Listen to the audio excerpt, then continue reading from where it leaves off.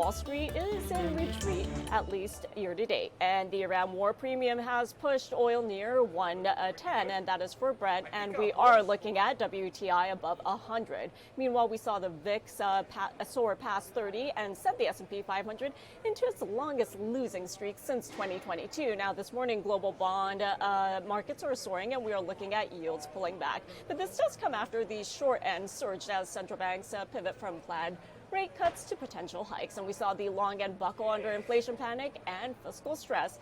And this did drive the U.S. 30-year above 4.9%. Well, joining me this morning is Michael Goosay, the CIO and Global Head of Fixed Income for Principal Asset Management. Good morning, Michael. Thank you so much for joining me.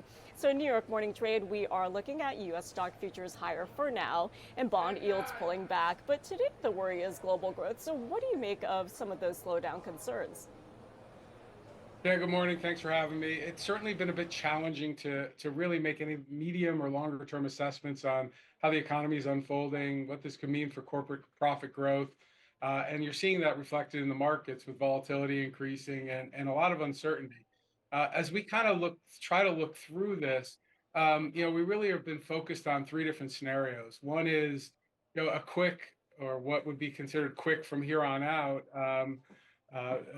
Solution to the Iranian war. Second would be a very dragged out, nothing meaningful, but long, stagnant, like a movement of really nothing in terms of resolution. And the third option is the dire scenario where there's boots on the ground and something significant. And so we're trying to game around that and thinking about how markets will react. But all of it does revolve around some sort of demand destruction. And I think that's probably where the markets are starting to migrate towards in the front end of yield curves, which pricing in rate cuts into 2027. But those are starting to get rolled forward a bit. And I think that makes sense, given that the inflation story may be transitory, although I hate to use that word. But the reality is that the demand destruction, potential for employment deterioration is much more significant. Yeah, and I know you dislike that word transitory, but I do want to ask you a question about what we saw at the long end last week. So we saw the 30-year yield edge towards that 5% level. So how much of that is actually being driven by this transitory panic? Yeah, I mean, it's certainly if you expect inflation to remain elevated, and you could define elevated as anything above the central bank's target levels, should expect that the long end would react more aggressively than the intermediate or the short end of the curve. And I think that's what you're seeing play out is that inflation is unlikely to move down towards the Fed's 2% target level anytime soon. And you should get some more term premium into the long end of the yield curve. But when you add to it, there's going to be a large bill to pay for this military buildup and can maybe a rebuild of Iran or the surrounding countries. And that costs money, and costs money in our environment means we have to borrow more and means more debt, and that puts more pressure on longer term rates.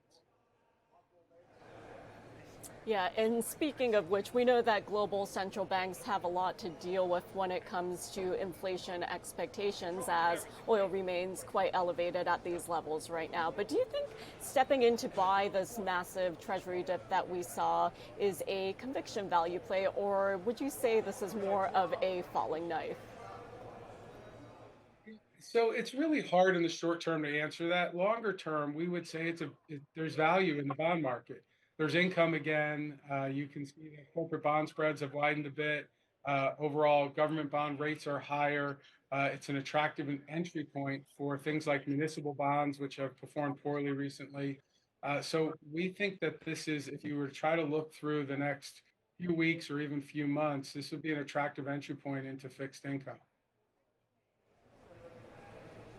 Yeah, and Michael, at the end of last week, we saw risk parity ETFs down about 8%, and investors are talking about that word cash. So, where exactly on the yield curve or in credit can you actually hide? And what would you say is wise to avoid at all costs? Yeah, so it's hard to say what's wise to avoid, but there's certain pockets that are going to clearly be hurt more than others. Some of the consumer discretionaries, if you do have a labor market that deteriorates from here, some of those segments of the economy are likely to get hit harder than others. So more of the defensive sectors like utilities should do okay. But if you kind of try to look through a little bit, just taking on high quality investment grade credit spreads, even migrating into below investment grade credit makes some sense to us because there are opportunities that where spreads have widened. In terms of the yield curve, based on that message that just kind of went through, you're apt to see better performance in that intermediate or the belly of the yield curve, though. Yeah, and finally, before I let you go, here in the U.S., it is a holiday shortened week. Good Friday is this Friday, and U.S. markets will be closed. But at the same time, we do get that employment report coming out at 8:30 a.m. Eastern time. And hopefully I'll be sleeping, but I have a feeling I'll be paying attention to those numbers. So in the short term, when it comes to U.S. yields, what are you watching? Yeah, so the labor picture is key at this point. We know inflation is going to be elevated for quite some time, not only due to the oil price shock, which you've covered very well, but clearly we were already running inflation that was pushing above 3% or thereabouts. And so the real story on a go-forward basis is how does that labor market unfold? And so if you do see what we've been witnessing for the last 12 months, which is the deteriorating labor market, we think that should give the Fed some cover to actually move policy rates lower in the second half of this year.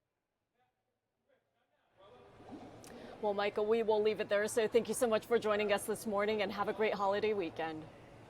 Thanks, Remy. You too.